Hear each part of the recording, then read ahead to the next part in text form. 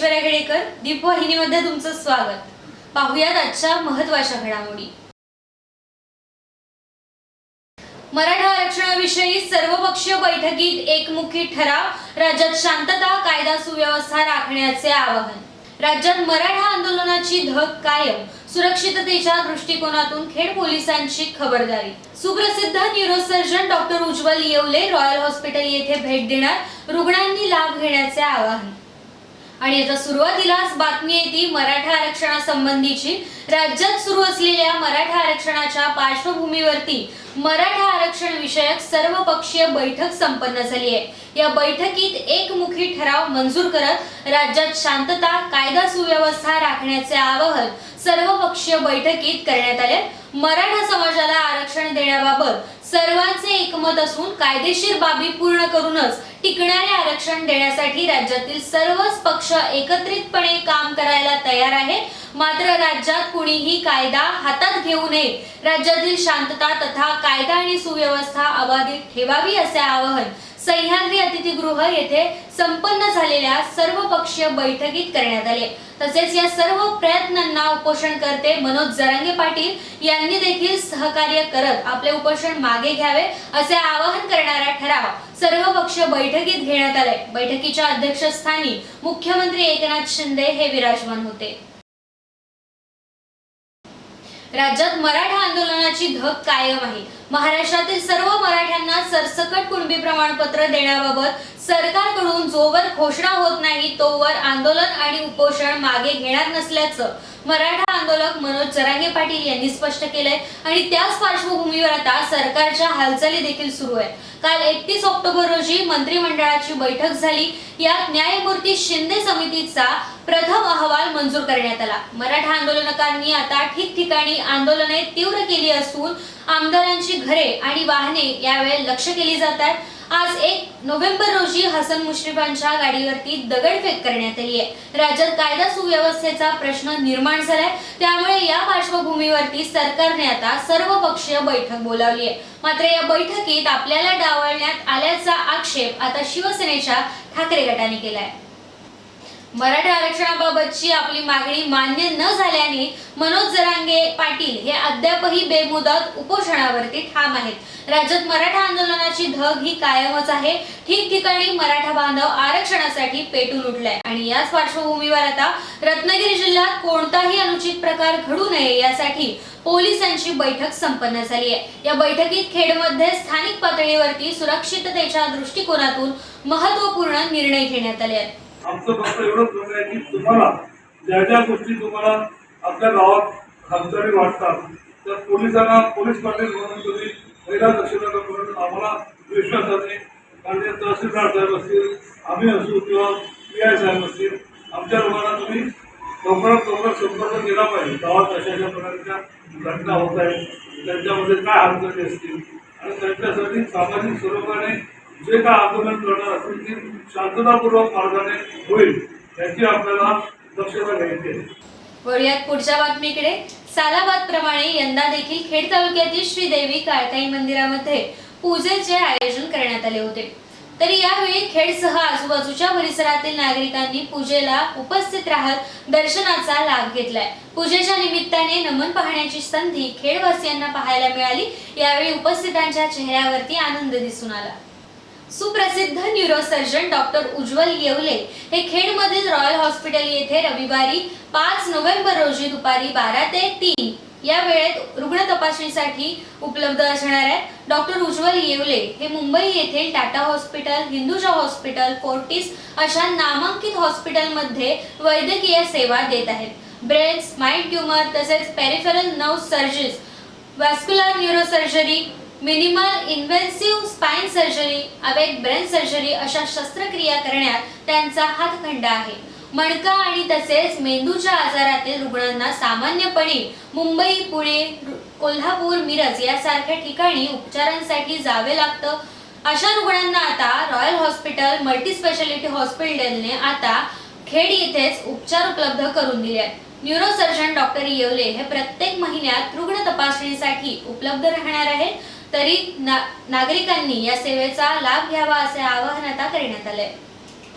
महाराष्ट्र राज्य कबड्डी असोसिएशन आणि परभणी जिल्हा कबड्डी असोसिएशन यांच्या मान्यतेने आणि मानवत स्पोर्ट्स अकॅडमी परभणी या संस्थेच्या वतीने 34वी किशोर किशोरी गट अजिंक्यपद निवड चाचणी कबड्डी स्पर्धा आयोजित करण्यात आली होती.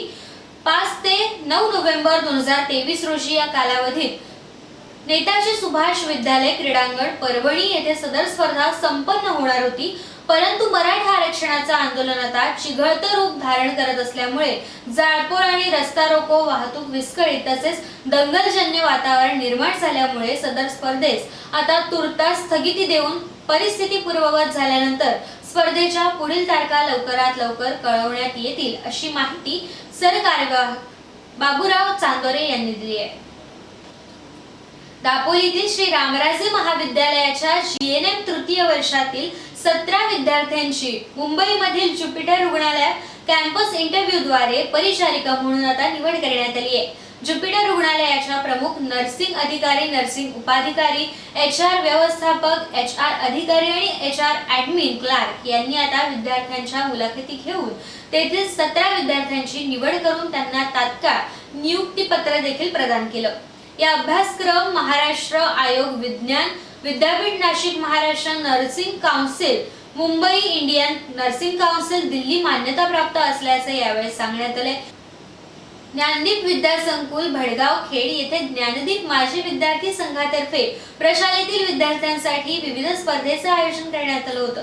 तरी स्पर्धेचे उद्घाटन मोरवंडे बोरस महाविद्यालयाचे प्राचार्य डॉक्टर उमेश कुमार बागल यांच्या हस्ते करण्यात आलं. सदर उद्घाटन प्रसंगी संस्थेचे अध्यक्ष अरविंद तोडकरी, ज्ञानदीप महाविद्यालयाच्या नियामक मंडळाचे चेअरमन दीपक लेंडा, संस्थेचे सल्लागार श्रीरंग बापट तसेच सर्व शिक्षक आणि शिक्षकेतर कर्मचारी, आजी माजी विद्यार्थी उपस्थित होते. या स्पर्धेमध्ये माध्यमिक आणि उच्च माध्यमिक विभागातील 14, 17 आणि 19 वर्षाखालील मुला मुलींसाठी मिनी फुटबॉल स्पर्धा घेण्यात आली. प्रत्येक वयोगटातील 4 संघ सहभागी झाले होते. पूर्व प्राथमिक आणि प्राथमिक विभागातील विद्यार्थ्यांसाठी चमचा लिंबू तसेच बादलीत चेंडू टाकणे, चित्र रंगभरण स्पर्धा इत्यादी स्वरूपाच्या स्पर्धा घेण्यात आल्या. सर्व विजयी खेळाडू आणि संघांना सन्मान चिन्ह आणि पदके देऊन गौरवण्यात आलं. सदर स्पर्धेचे आयोजन माजी विद्यार्थी संघाचे अध्यक्ष राकेश सागवेकर, उपाध्यक्षा साक्षी बुटाला आणि संपूर्ण टीमने केलं होतं. तरी सर्व विजयी संघाचे संस्थेचे पदाधिकारी, सदस्य आणि ज्ञानदीप परिवारातील सर्व मुख्याध्यापक, प्राचार्य, शिक्षक आणि शिक्षकेतर कर्मचारी यांनी अभिनंदन केलं. बर्णी येथील कुणबी शिक्षण प्रसारक संस्था खेड मुंबई संचलित नवभारत इंग्लिश मीडियम स्कूल मधील 10 विद्यार्थ्यांनी क्रीडा आणि युवक सेवा संचालनालय महाराष्ट्र राज्य पुणे अंतर्गत झालेल्या जिल्हास्तरीय तायक्वांदो स्पर्धेत सहभागी होऊन घवघवीत यश संपादन करत 5 सुवर्ण पदक, 2 रौप्य पदक आणि 3 कांस्य पदक पटकावले. यातील सुवर्ण पदक मिळवलेल्या 5 विद्यार्थ्यांची आता विभागस्तरीय सराववर्ती स्पर्धेसाठी निवड करण्यात आली आहे. क्रीडा शिक्षक तेजस भैरवकर आणि सहाय्यक शिक्षिका सायली विचारे यांचे यावेळेस मार्गदर्शन लावले. संस्थाध्यक्ष भीम गोवळकर, सचिव ॲडव्होकेट तुला डफळे, सहसचिव दत्तात्रय धुमाळ.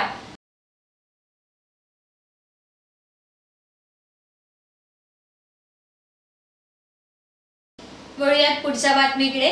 रोटरी स्कूलच्या कैलासवासी लक्ष्मीबाई केरोपंत बेंडकळे पूर्व प्राथमिक विभागात ब्लॅक अँड व्हाईट डे साजरा करण्यात आला. सदरच्या कार्यक्रमानिमित्त रोटरी स्कूलच्या बाल चिमुकल्यांनी काळ्या आणि पांढऱ्या रंगाचा पोशाख परिधान केला होता. यावेळी सेल्फी पॉइंट देखील ठेवण्यात आला होता. यानंतर विद्यार्थ्यांसाठी पडद्यावरती ब्लॅक अँड व्हाईट चित्रपट प्रदर्शित करण्यात आला. विद्यार्थ्यांनी आपल्या शिक्षकांसोबत पडद्यावरती चित्रपट पाहून जुन्या काळातील आठवणींना उजाळा दिला. यावेळी शाळेच्या मुख्याध्यापिका भूमिता पटेल, उच्च आणि माध्यमिक विभाग प्रमुख राहुल गाडबैल, माध्यमिक विभाग प्रमुख शैलेश देवळेकर, प्राथमिक विभाग प्रमुख तेजश्री कानडे, पूर्व प्राथमिक विभाग प्रमुख प्रीतम वडके तसेच पूर्व प्राथमिक आणि प्राथमिक विभागातील सर्व शिक्षक हे देखील उपस्थित होते. यावेळी संस्थेचे चेअरमन बिपिनदादा पाटणे, सर्व पदाधिकारी यांनी ब्लॅक अँड व्हाईट डेच्या उपक्रमास शुभेच्छा दिल्या. श्री समर्थ कृपा विश्व प्रतिष्ठान संचलित श्री समर्थ कृपा इंग्लिश मीडियम स्कूल आणि ज्युनियर कॉलेज वेरळ मध्ये वैज्ञानिक होमी भाभा यांची जयंती साजरी करण्यात आली। यावेळी प्रशालेचे प्राचार्य डॉक्टर SS अली आणि वैज्ञानिक होमी भाभा यांच्या प्रतिमेचे पूजन करून पुष्पहार अर्पण करण्यात आले। तसेच इयत्ता 6वीतील समर्थ झांजे आणि आसमी जंगम या 2 विद्यार्थ्यांनी वैज्ञानिक होमी भाभा यांच्या जीवनाविषयी महत्त्वपूर्ण माहिती दिली। यावेळी प्रशालेच्या सहशिक्षिका साची मोदी यांनी विद्यार्थ्यांना विज्ञान काळाची गरज याचं महत्त्व पटवून दिलं। या प्रसंगी संस्थाध्यक्ष सुयश पाचटे, प्रशालेचे प्राचार्य डॉक्टर SS अली, शिक्षक आणि शिक्षकेतर कर्मचारी उपस्थित होते। खेड येथील जेसीसचे सदस्य अमर दळवी यांना व्यावसायिक क्षेत्रातील JCIच्या विभाग 11चा कमलपत्र पुरस्कार देऊन गौरवण्यात आले। गोवा राज्याचे सार्वजनिक बांधकाम मंत्री निलेश कारबल यांच्या हस्ते मडगाव गोवा येथील विभागीय परिषदेत त्यांना हा पुरस्कार प्रदान करण्यात आलाय। खेड जेसीस मध्ये उत्कृष्ट कार्य केल्याबद्दल विभागीय स्तरावरती त्यांच्या कामाची दखल घेण्यात आली आहे।